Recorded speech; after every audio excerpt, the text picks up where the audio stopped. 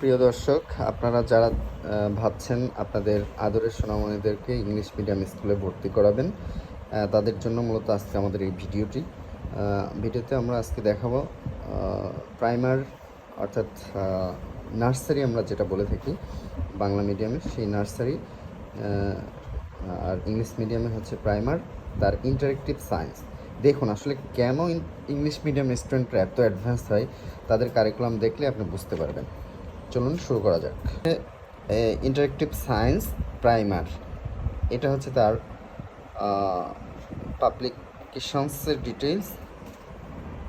কন্টেন্টসে চলে এসেছি, কি কন্টেন্টসে দেওয়া আছে দেখুন।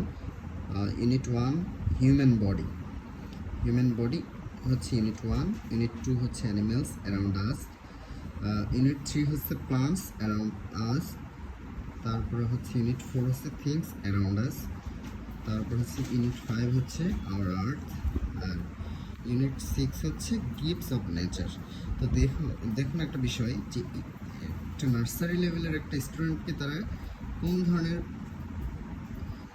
কারিকুলাম পড়াচ্ছে, তো তারা তো স্বাভাবিকভাবেই অ্যাডভান্স হবেই, তাই না?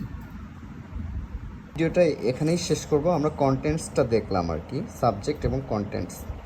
তো আমরা নেক্সট হচ্ছে পর্যায়ক্রমে সবই আপনাদের জন্য আর কি এটা প্রিপেয়ার করে দিব। ধন্যবাদ, ভালো থাকুন সবাই।